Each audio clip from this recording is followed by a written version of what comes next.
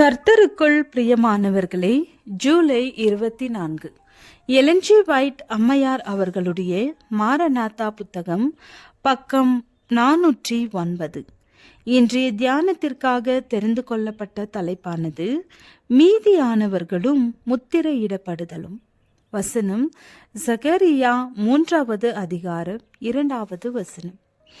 அப்பொழுது கர்த்தர் சாத்தானை நோக்கி, கர்த்தர் உன்னை கடிந்து கொள்வாராக. சாத்தானே, எருசலேமை தெரிந்து கொண்ட கர்த்தர் உன்னை கடிந்து கொள்வாராக. இவன் அக்கினியினின்று தப்புவிக்கப்பட்ட கொல்லி அல்லவா என்றார். மாபெரும் இக்கட்டிற்குள்ளும் வேதனைக்குள்ளும் மீதமான சபை கொண்டு வரப்படும். தேவனுடைய கற்பனைகளையும் இயேசுவின் மீதுள்ள விசுவாசத்தையும் காத்து கொண்டவர்கள் வலுசர்ப்பம் அதன் கூட்டம் அனைத்தின் கோபத்தையும் உணருவார்கள். சாத்தான் இந்த உலகத்தின் குடிகளை தன்னுடையவர்கள் என்று எண்ணி வைத்திருக்கிறான். மரள விழுந்து போன சபைகள் அனைத்தின் மீதும் கட்டுப்பாட்டை பெற்று கொண்டு விட்டான். ஆனால் அவனது ஆளுகையை ஒரு சிறு கூட்டம் எதிர்த்து கொண்டிருக்கிறது. அவர்களை இந்த பூமியினின்று அகற்றி போட்டானால் அவனது வெற்றி நிறைவை பெற்றுவிடும். இஸ்ரவேலரை அழித்து போடுவதற்காக அஞ்ஞான ஜாதிகள் மீது அவன் செல்வாக்கை பயன்படுத்தியது போல வெகு சீக்கிரத்தில் வருங்காலத்தில் தேவனுடைய மக்களை அழித்து போடுவதற்காக துன்மார்க்கமான வல்லமைகளை கிளர்ந்தெழ செய்வான். தெய்வீக பிரமாணத்தின் மீறுதலாக மானிட சட்டங்களுக்கு கீழ்ப்படியத்தக்கதாக அனைவருக்கும் கட்டளை பிறப்பிக்கப்படும். தேவனுக்கும் கடமைக்கும் உண்மையாக இருப்பவர்களுக்கு தொல்லை கொடுக்கப்படும். பழிந்துரைக்கப்பட்டு விலக்கி வைக்கப்படுவார்கள். அவர்கள் பெற்றோராலும் சகோதரர்களாலும் உறவினர்களாலும் நண்பர்களாலும் காட்டி கொடுக்கப்படுவார்கள். கிறிஸ்துவின் இரக்கத்தில் மாத்திரமே அவர்களது ஒரே நம்பிக்கை இருக்கும். அவர்களது ஜெபமே அவர்களது ஒரே பாதுகாப்பு. யோசுவா தூதனுக்கு முன்பாக கெஞ்சி மன்றாடியது போல மீதியான சபையும் நொறுங்கொண்ட இருதயத்தோடும் ஊக்கமான விசுவாசத்தோடும் தங்களது வழக்கறிஞரான இயேசுவின் மூலமாக மன்னிப்பிற்காகவும் விடுதலைக்காகவும் கெஞ்சி மன்றாட வேண்டும். தேவனுக்கு முன்பாக சாத்தான் அவர்களுக்கு எதிரான குற்றச்சாட்டுகளை வலியுறுத்துகிறான்.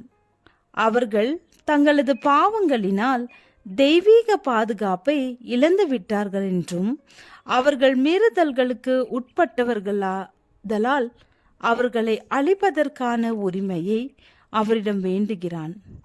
கிறிஸ்துவின் பின்னடியார்கள் பாவம் செய்திருந்த போதிலும் தீமையில் கட்டுப்பாட்டிற்கு தங்களை ஒப்புக்கொடுக்கவில்லை. அவர்கள் தங்களது பாவங்களை அறிக்கை செய்து வெளியேற்றி விட்டார்கள். பாவத்திற்காக மனம் வருந்தி தாழ்த்தி ஆண்டவரை தேடினார்கள். எனவே தெய்வீக வழக்கறிஞர் அவர்களுக்காக மன்றாடுகிறார். தேசத்திலே நடக்கின்ற அருவருப்புகளுக்காக தேவனுடைய மக்கள் பெருமூச்சுடன் அழுந்து கொண்டிருக்கிறார்கள். தெய்வீக பிரமாணத்தை காலின் கீழ் போட்டு மிதிப்பதினால் வரும் ஆபத்தை பற்றி துன்மார்க்கருக்கு கூறி அழுகையோடு எச்சரிக்கிறார்கள். தங்களது சொந்த மீறுதலிற்காக வார்த்தைகளால் விவரிக்க முடியாத துக்கத்தோடு ஆண்டவருக்கு முன்பாக தங்களை தாழ்த்துகிறார்கள். துன்மார்க்கர் அவர்கள் அனுபவிக்கும் துக்கத்தை பார்த்து கேலி செய்கிறார்கள். அவர்களது பக்தி வினயமான வேண்டுதல்களை கேட்டு பரிகசிக்கிறார்கள். இவைகளை எல்லாம் அவர்களது பலவீனம் என்று சுட்டிக்காட்டி ஏளனமான இகழ்ச்சி செய்கிறார்கள்.